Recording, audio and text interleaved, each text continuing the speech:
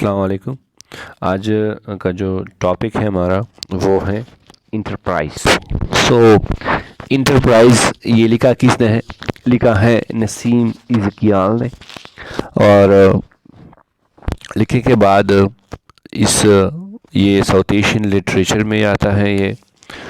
और बाकी अगर हम देखें नसीम इज़कियाल,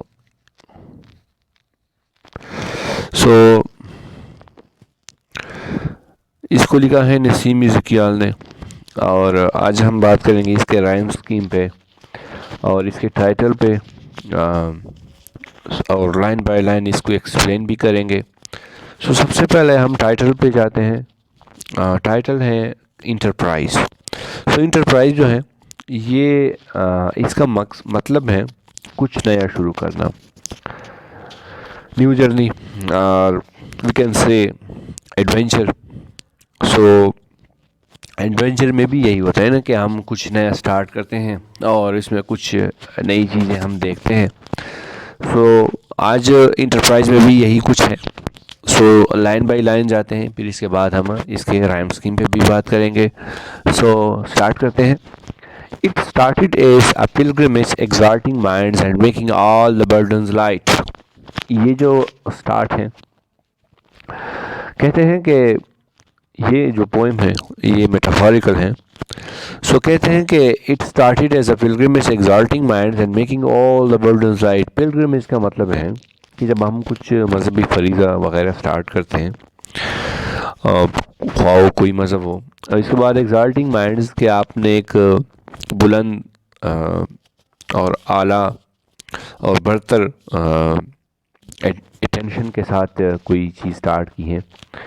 कहते हैं कि मैंने एक्सॉल्टिंग माइंड्स के साथ ये जो जर्नी थी, ये जो पिलग्रिमेज था, ये स्टार्ट किया था।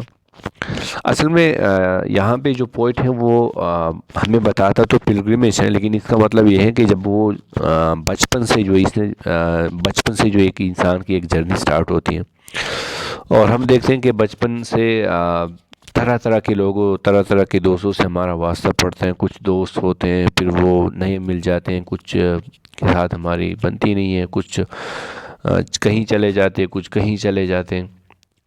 मतलब उनका ये है। लेकिन यहाँ पे एक पिलग्रिमेज, एक मजहबी फरीज़े के तौर पे इसको याद कर रहा है, क्योंकि मैंने पहले बता दिया कि एक मेटाफोरिकल पोएम है। कहते हैं कि it started as pilgrimage exalting minds and making all the burdens light.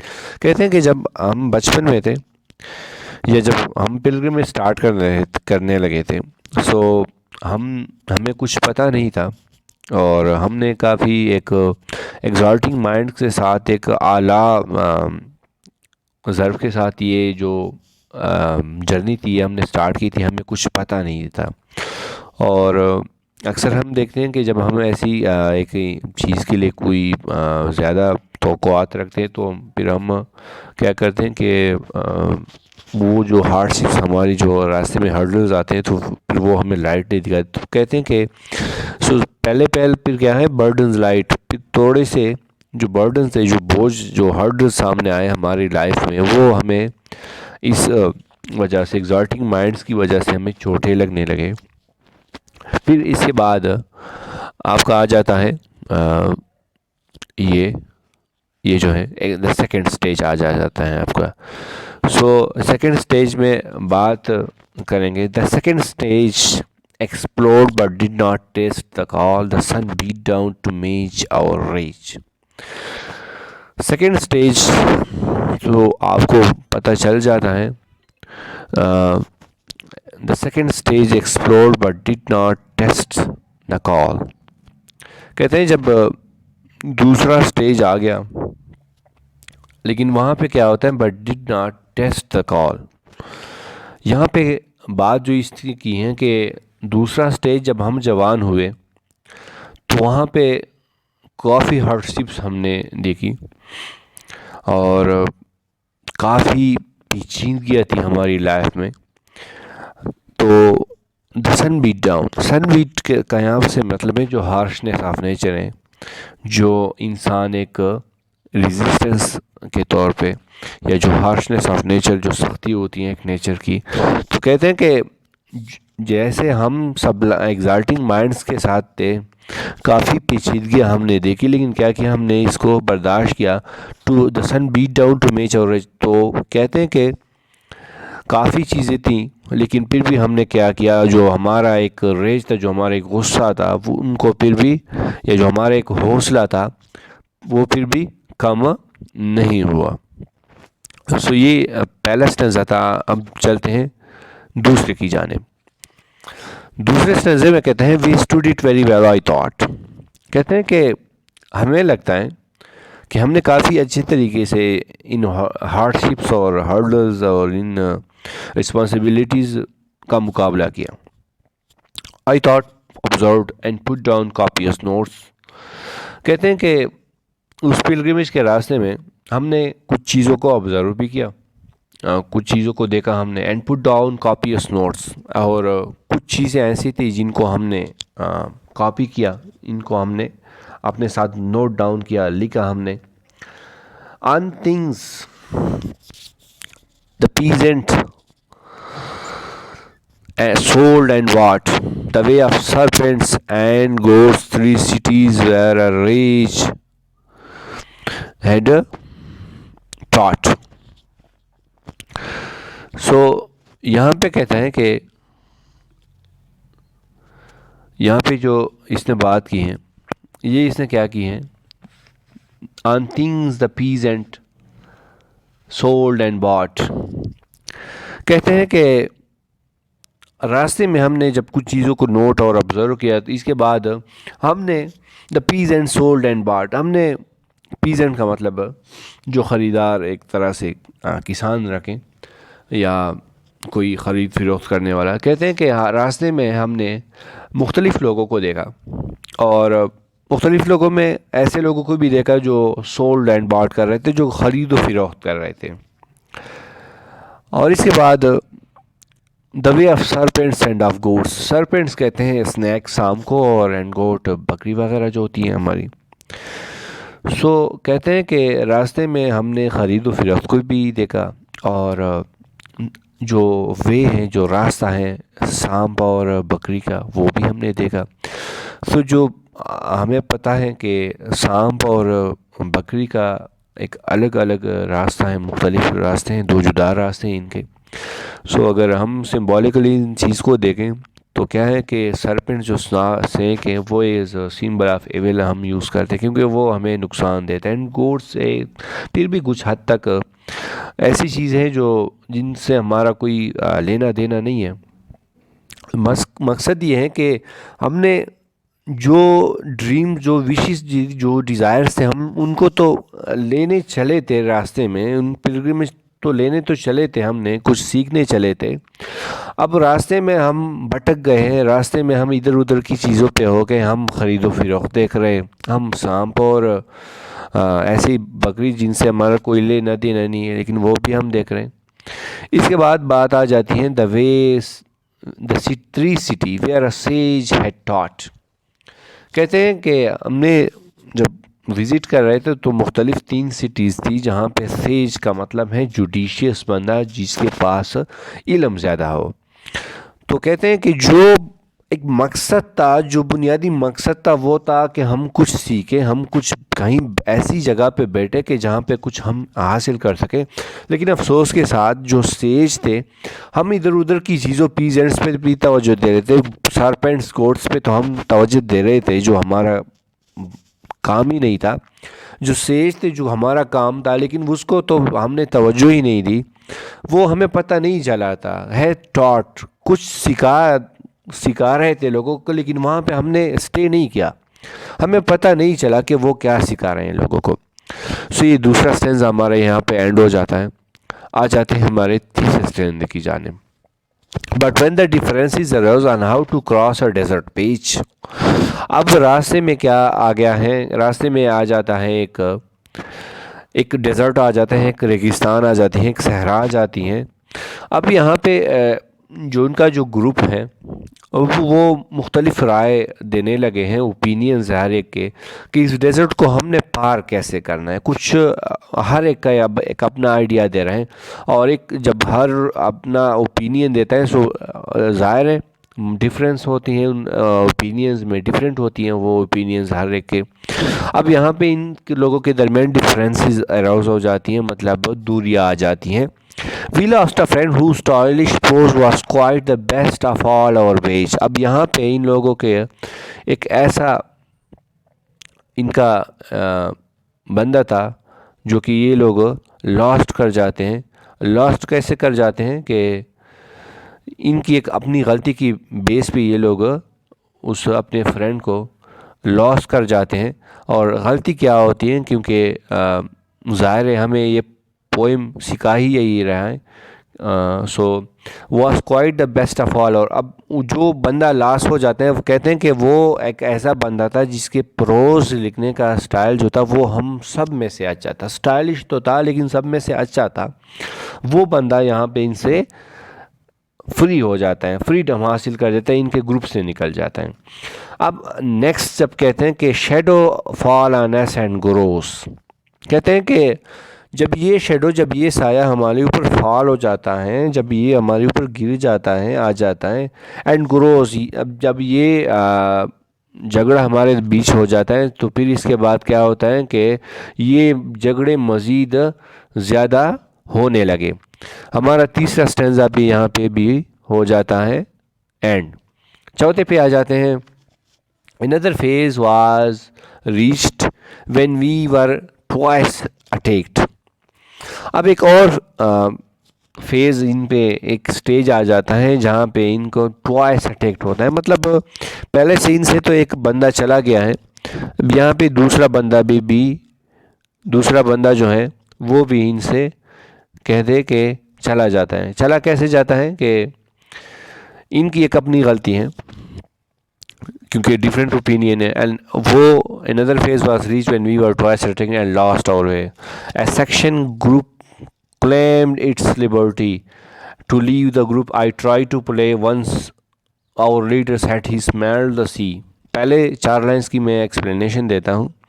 कहते हैं कि जब दूसरा फेज आ जाता है तो वहाँ पे मुकम्मल, पहले तो एक बंदा इनसे फ्री हुआ था, लॉस्ट हुआ था, अब मुकम्मल एक सेक्शन है, मुकम्मल एक ग्रुप है जहाँ जो लोग इनसे लिबर्टी, आज़ादी हासिल करना चाहते हैं और वो उनसे आज़ाद हो जाते हैं। तो पोइट कहते हैं कि जब ये लोग हमसे चले जाते हैं तो यहाँ पे मैं सिर्फ आई ट्राई टू प्रे, ये जो है कह कर मैं यहाँ पे सिर्फ दुआ ही कर सकता था। अब लास्ट लाइन को हम देखते हैं। और leader said he smelled the sea. कहते हैं कि यहाँ पे जब सेक्शन हमारे एक हमसे लॉस्ट हो जाता है तो क्या हमारे यहाँ पे जो लीडर था, कहते हैं कि वो फिर कह देता है कि हमारा जो जगह थी वो अब करीब पहुँच चुकी है। यहाँ पे भी 5वां स्टेंजा, सेकंड लास्ट स्टेंजा आ जाता है हमारे पास। We notice nothing as we went, a struggling crowd of little hope ignoring what the thunder meant. कहते हैं we notice nothing as we went, कहते हैं कि जब जैसे हम चले थे हमने कुछ नोटिस नहीं किया है अभी तक, जो हमने लेना था हमने तो कुछ भी नहीं लिया। एज वी वेंट, हम जैसे चले थे वैसे ही अपने अभी तक हमने कुछ गेन नहीं किया है।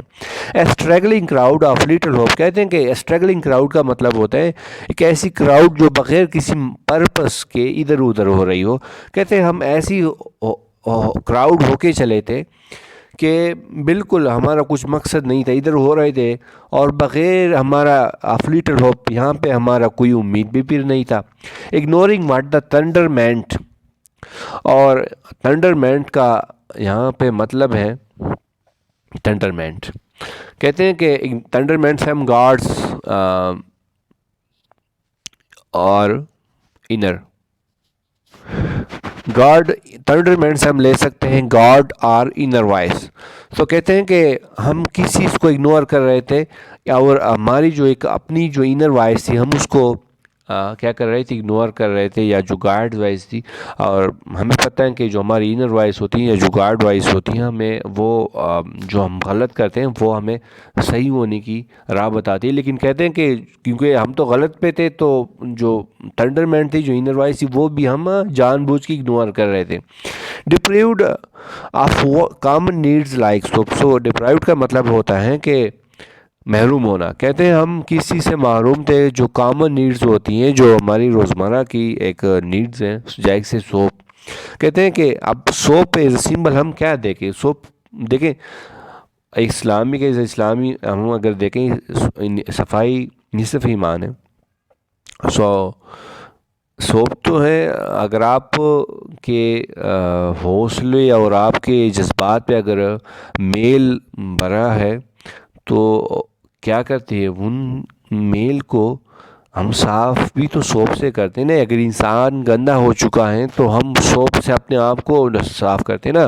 तो ये जो है इस हद तक गंदे हो चुके हैं कि जो थंडरमेंट है वो तो नहीं सुन रहे, लेकिन कहते हैं कि सोप हम मतलब जो एक हद होती है ना, कि आप अपनी इनर वॉइस को तो नहीं सुन रहे, लेकिन कह रहे हैं कि हम बिल्कुल वो हमारे पास वो सोप भी नहीं है, हमारे पास वो एबिलिटी नहीं है कि हम उस आवाज़ को। एक तो होते हैं कि आप एक ड्रीम के, एक डिज़ायर के पीछे, एक विश के पीछे चलते हैं, तो कहते हैं कि डिज़ायर के पीछे चलना तो दूर की बात है, आप हमारे में वो हौसला भी नहीं है कि हम वो ड्रीम के पीछे चलने का भी सोचें। मतलब एक चीज़ को अचीव करना तो दूर की बात है, आप ट्राई या स्ट्रगल तो दूर की बात है, हम उन चीज़ स्ट्रगल का भी नहीं सोच सकते। सोप का मतलब यहाँ पे ये है। Some were broken some merely bent. अब इस जर्नी में कुछ लोग टूट चुके थे, ब्रोकन हो चुके थे, और कुछ पेन की वजह से बेंट हो चुके थे, कुछ लोग झुक गए थे। यहाँ पे हमारा 5वां स्टेंजा एंड होता है। चलते हैं हम लास्ट स्टेंजा की जानिब। When finally we reached a place we hardly know why we were there। कहते हैं कि जब हम पहुंच गए, we reached, कहते हैं कि जब हम पहुंच जाते हैं, हमें ये भी पता अब नहीं चल रहा कि हम यहाँ पे क्या कर रहे हैं। इनका मतलब है कि जब हम पहुंच जाते हैं, वी रीच द प्लेस, जहाँ पे हम, जो हमारी डेस्टिनी थी, हमें पता नहीं चलता कि हम पहुंच चुके हैं, लेकिन हमने हासिल किया कि हमने यहाँ पे लेके क्या आए हैं। We hardly know why we were there. हमें पता नहीं है कि यार हम पहुंच तो गए, लेकिन कैसे, क्यों पहुंचे, यहाँ पे क्या कर रहे हैं हम। The trip had darken every face. और जो ये जो जर्नी थी, जो पिलग्रिमेज की एक जर्नी थी, जो ट्रिप था, इसने हर एक के चेहरे को धुंधला किया था। Our deeds were neither great nor rare। ये जो लाइन है, हमारी जो डीड्स थे वो तो ग्रेट तो नहीं थे, लेकिन रेयर भी नहीं थे। रेयर का मतलब है यूनिक। यूनिक या उर्दू में कहते हैं जुदा, अलग। तो कहते हैं कि ना तो हमारे डीड्स ग्रेट थे, ना जुदा, कुछ अलग यूनिक थे, बाकी से जुदा थे। देखें, हम जब कुछ करते हैं तो हम कहते हैं कि जाए ऐसा कुछ नया ईजाद करें, क्योंकि या तो आप करो कुछ नहीं, एटलीस्ट अगर किसी ने पहले से कुछ ईजाद किया तो आप उसको कॉपी करके ईजाद कर रहे हैं ना कुछ। आप ऐसा कुछ करो कि आपका कुछ अलग हो। कहते हैं कि हमारे डीड्स तो ना ग्रेट थे, ना रेयर थे, यूनिक भी नहीं थे, लोगों से मतलब जुदा भी नहीं थे। वही पुरानी वाली चीज़ हमने दोहराई। कहते हैं home is where we have to gather grace. कहते हैं कि home is where we have to gather grace. Last में कहता है कि असल में हमें बिल्कुल इस जर्नी में जाना भी नहीं चाहिए था, क्योंकि इससे तो अच्छा है कि हम घर पे रुकते, और एटलीस्ट घर ही एक ऐसी जगह है कि जहाँ पे इंसान को क्या होता है, एक थोड़ी बहुत घर पे इनर सेटिस्फेक्शन मिलती है। यहाँ पे हमारा पोएम हो जाता है एंड। अब हम बात करेंगे राइम स्कीम पे। राइम स्कीम जो है इसका, वो मैं बता दूँ। राइम स्कीम है इसका A B A, क्योंकि 5 लाइन्स है इसमें। A B A, ये इसका राइम स्कीम है A B A B A। ABABA, ये इसका रैम स्कीम है। सो यहाँ पे ये पोएम हमारा एंड हो जाता है। अपना ख्याल रखिएगा। अल्लाह हाफिज़।